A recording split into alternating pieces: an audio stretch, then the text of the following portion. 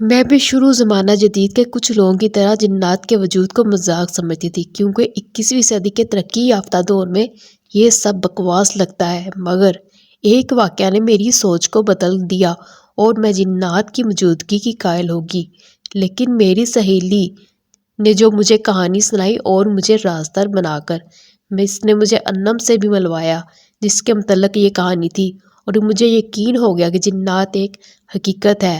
اس کی کہانی یوں ہے: شکیلا کا گاؤں گلاب نگر سبزہ زار سے گھرا بہت خوبصورت گاؤں ہے، بلکہ اگر میں گاؤں کی بجائے شہر کا نام دوں تو زیادہ بہتر ہے۔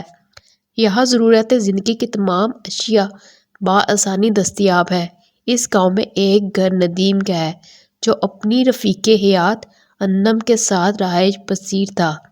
انم با پردہ خاتون تھی، اپنے حسن میں یکتا، شرافت میں مثالی تھی۔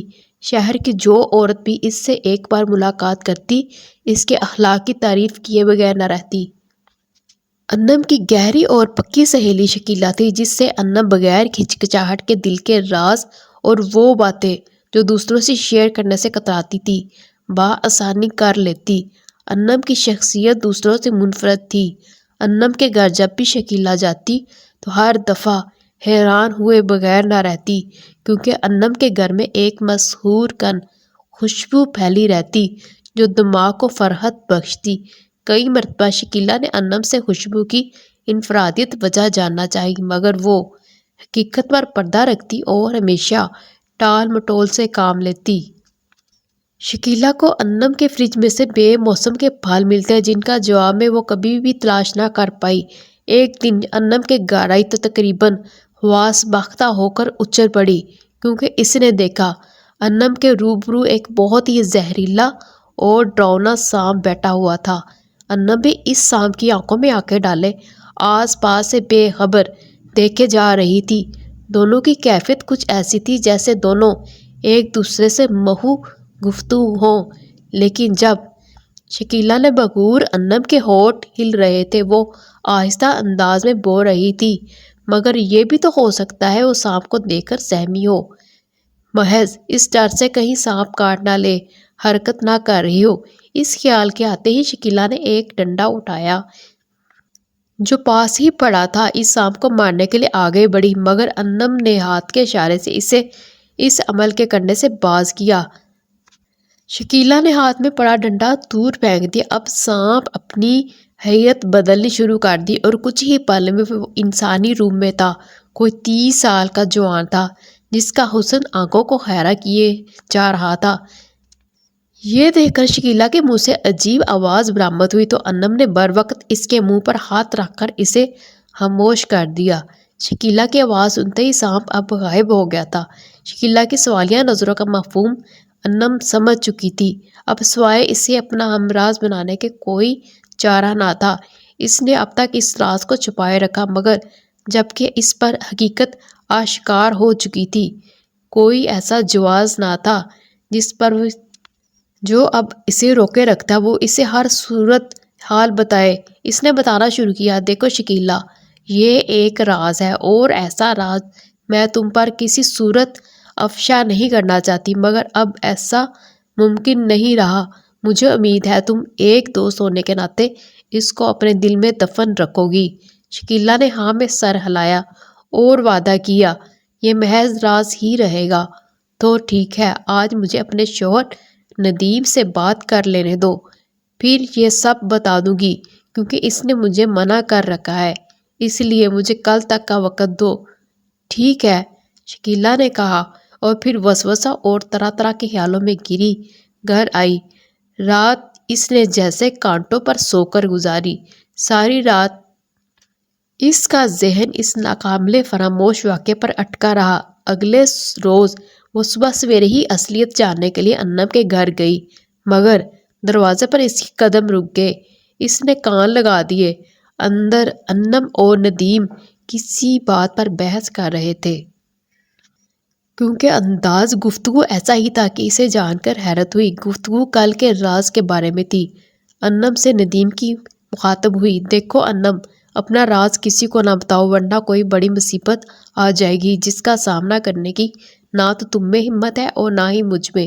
اسی لیے یہ بچکانہ ضد چھوڑ دو۔ وہ جان لیں کہ ہم انسان نہیں، پھر ہمیں اس دنیا سے بے دخل کر دیا جائے گا، اور تمہیں بھی یہ معلوم ہے کہ ہم پر کیا گزری ہے اور کیا گزر سکتی ہے، جبکہ تمہیں یہ پتہ ہے کہ ہم دونوں کس طرح چھپ چھپا کر اپنا وقت گزار رہے ہیں۔ ہماری جان کے لالے پڑے ہیں۔ اگر تمہیں پورا یقین ہے کہ وہ بہتر ہمراہ ثابت ہو سکتی ہے تو کوئی مذاکرہ نہیں۔ شاید کہ مزید بات کرتے، مگر آہٹ نے اطراف طرف متوجہ کیا۔ اب وہ دونوں چپ ہو گئے، جیسے سانپ سونگھ گیا ہو۔ پر ندیم اٹھا اور باہر چلا گیا۔ شاید وہ اس گفتگو کا حصہ نہیں بننا چاہتا تھا۔ انم نے بتانا شروع کیا، شکیلا، ندیم اصل میں قبیلہ جنات سے تعلق رکھتا ہے۔ وہ ایک انسان ہے۔ انم کی بات سن کر مجھے کوئی خاص تشویش نہیں ہوئی، کیونکہ یہ حقیقت مجھ پر پہلے ہی آشکار ہو چکی تھی۔ انم نے پھر بتانا شروع کیا، میں ایک پاگل لڑکی تھی۔ میرا مشغلہ فقط بانسری بجانا تھا۔ کم عقل ہونے کی وجہ سے ہر ایک میری نادانی سے فائدہ اٹھاتا۔ عورتیں مجھ سے گھر کے کام کرواتی اور اس کے بدلے ایک آدھ روٹی مل جاتی۔ لڑکے بھی کوئی موقع ہاتھ سے نہ جانے دیتے۔ ہر کوئی میرے ساتھ چھیڑ چھاڑ کرتا، لیکن مجھے کوئی پرواہ نہ ہوتی، کیونکہ میں جو عقل سے آ رہی تھی۔ پھر ایک دن گاؤں والوں نے متفقہ طور پر فیصلہ کیا اور مجھے گاؤں سے باہر نکال دیا، کیونکہ ان لوگوں کے بقول ان کی عزت خراب کرنے کا موجب تھی۔ مجھے برا بھلا کہہ کر تشدد کیا گیا اور مجھے گاؤں بدر کر دیا۔ میں گاؤں کے باہر آموں کے باغ میں جا بیٹھی۔ بھوک پیاس نے مجھے اپنے شکنجے میں جکڑ لیا۔ ہمت جواب دے کی نکاح سے میں بے حال ہوگی۔ اس وقت میری خبر گیری صرف اللہ کی ذات تھی۔ ہوش و حواس سے بیگانہ پڑی، لیکن بانسری بجانے کا میرا عمل نہ رکا۔ دوسرے روز میں گرتی پڑتی اٹھی اور آموں کے باغ سے نکل کر ایک طرف بڑھنے لگی۔ پھر میں اس طرح ایک ویرانے میں جا پہنچی جہاں جنوں کا قبیلہ آباد تھا۔ ویسے جنات کون سا نظر آتے ہیں، وہ تو ایک ہوا کی طرح ہوتے ہیں۔ بس ایک درخت سے ٹیک لگا کر بیٹھ گئی۔ شام ڈھلنے والی تھی۔ پھر آہستہ آہستہ رات نے بھی اپنے پنجے گاڑ دیے۔ اب روشنیاں بھی ظاہر ہو گئی۔ اب یہ جنات کے مکان تھے۔ جس درخت کے نیچے میں ٹیک لگائے بیٹھی تھی، اس پر ایک جن بیٹھا تھا۔ وہ قبیلے کا سردار تھا۔ کچھ دن بعد اس کی بیٹی کی شادی تھی، اور وہ اس شادی میں کسی ایسے ساز کی تلاش میں تھا جسے سن کر سب مبہوت رہ جائیں۔ اس نے جب مجھے بانسری بجاتے سنا تو اس کی تلاش مجھ پر ختم ہو گئی۔ اسے میرا بانسری بجانا بہت اچھا لگا۔ وہ درخت سے اترا اور چلتا میری طرف آیا۔ اس کے وجود سے بے خبر تھی۔ پھر اچانک مجھے اپنے قریب دلکش اور مسحور کن خوشبو محسوس ہوئی۔ وہ مجھے اٹھا کر اپنے قبیلے میں لے گیا۔ ہوش میں آئی تو جنوں کی یہ دنیا مجھے اپنی ہی دنیا کی طرح لگی۔ میں نے یہاں بھی اپنا مشغلہ نہ چھوڑا۔ بانسری میرے ہاتھ میں تھی۔ میں نے منہ سے لگایا اور ساز بکھیرنا شروع کر دیا۔ آج اس جن کی بیٹی کی شادی تھی اور مجھ سے کیا کام لیا جاتا۔ میں تمام حالات اور واقعہ سے بے نیاز تھی، بس اپنی ہی دنیا میں بس تھی۔ شادی میں شریک سبھی مہمانوں کو میری بانسری کی آواز بہت پسند آئی۔ لوگ اش اش کر اٹھے۔ انہوں نے جب میرے اوپر سونے کے سکوں کی برسات کی، لیکن یہ سب میرے لیے بے قیمت ہے۔ میں نے اس کی طرف کوئی خاص توجہ نہ دی اور اپنی دھن میں مگن رہی۔ بارات میں شریک ایک جن میری سادگی دیکھ کر دنگ رہ گیا، کیونکہ میں اس سے بے رغبتی برت رہی تھی۔ میری اداسی اس کو بھا گئی۔ شادی کے بعد وہ مجھے ایک جگہ لے گیا۔ اس نے مجھے اپنے سامنے بٹھایا اور پیار کا اظہار کرنے لگا۔ میں بس ہوں ہاں کرتی رہی۔ اسے میرا انداز مشکوک کر گیا۔ وہ مجھے لے کر جنوں کے ایک بڑے عامل کے پاس گیا تو عامل نے میرے پاگل پن کا انکشاف کیا۔ تو اس رحم دل جن نے عامل سے درخواست کی کہ وہ مجھے ٹھیک کر دے۔ چنانچہ میرا علاج شروع ہو گیا۔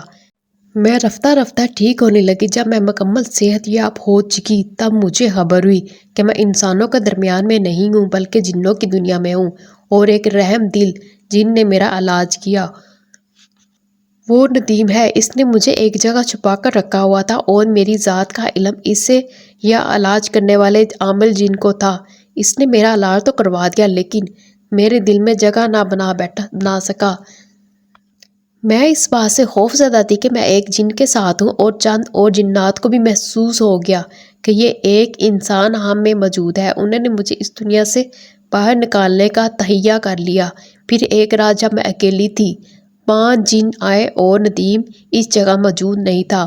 انہوں نے مجھے اٹھایا اور خوف زدہ تھی میں، ایک ڈر تھا کہیں وہ مجھے مار نہ ڈالے۔ ادھر ندیم کو بھی کسی طرح پتہ چل گیا اور میرے ساتھ کیا حادثہ ہونے والا ہے۔ وہ فوراً سے پہلے ان کے سامنے آن کھڑا ہوا اور گڑ گڑاتے ہوئے اس نے التجا کی، مجھے نقصان نہ پہنچائے، وہ مجھے انسانوں کی دنیا میں چھوڑ دے گا۔ یہ سن کر ان جنات نے مجھے کچھ نہ کہا اور ندیم کی بات مان کر واپس چلے گئے، اور مجھے وہاں سے پھر وہ ایک جگہ لے گیا۔ میرے دل میں اس کے لیے ہمدردی ہونا شروع ہوگی اور میں بھی اس سے پیار کرنے لگی، البتہ اس واقعے سے بہت ڈر گئی تھی۔ میں نے ندیم سے کہا، مجھے اس دنیا میں نہیں رہنا، پلیز انسانی دنیا میں چھوڑ دو۔ ندیم میری کیفیت سمجھ گیا۔ اس نے اس معاملے میں اپنے باپ سے بات کی۔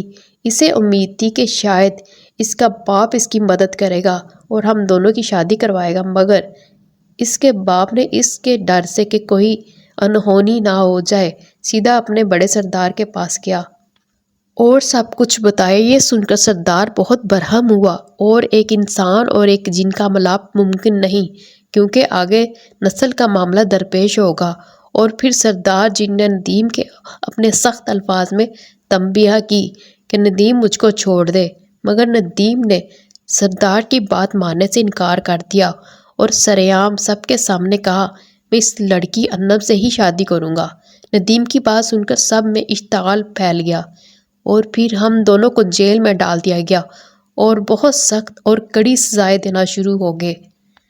ندیم کی محبت پاکیزہ اور حقیقی تھی، وہ اپنی ضد پر اڑا رہا اور لاکھ جتن کے بعد بھی ہمیں جدا نہ کر سکے۔ ایک رات وہ جن جو مجھے اپنی بیٹی کی شادی پر بانسری بجانے کے لیے اپنے گھر لے گیا تھا، وہ اس جگہ آن پہنچا۔ اس نے ہم کو جیل سے فرار کروا کر ایک خفیہ مقام پر پہنچا دیا اور کہا، صبح ہوتے ہی اس دنیا سے بہت دور نکل جاؤ ورنہ وہ تمہیں مار ڈالیں گے۔ ہم دونوں ہی علل صبح وہاں سے فرار ہو گئے۔ جب سردار کو علم ہوا تو اس نے ہمیں بہت تلاش کروایا، مگر ہم اس دنیا میں چلے آئے۔ وہ رحم دل جن ہمیں جیل سے فرار کرایا تھا، اس نے عامل جن سے التجا کر کے ہمارے گرد ایک مضبوط حصار قائم کر دیا، جس کی وجہ سے ندیم جنات کی نظروں سے پوشیدہ ہے، مگر ابھی بھی وہ ہماری کھوج میں ہے۔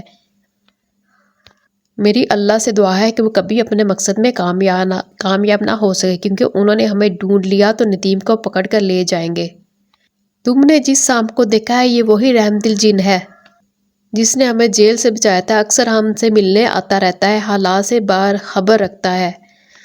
ہمیں اللہ کی ذات سے امید ہے کوئی اللہ تعالیٰ ضرور کوئی نہ کوئی حل نکال دے گا، یا پھر جو قسمت میں ہے وہ پورا ہو کر رہے گا۔ دوستو، یہ کہانی کیسی لگی؟ کمنٹس میں اپنی رائے کا اظہار ضرور کیجیے۔ اگر چینل پر نئے ہیں تو چینل کو سبسکرائب کیجیے اور بیل آئیکن کو دبا دیجیے تاکہ آنے والی ہر نیو ویڈیو کا نوٹیفیکیشن سب سے پہلے آپ کو مل سکے۔ ملتے ہیں ایک نئی ویڈیو کے ساتھ، تب تک کے لیے خدا حافظ۔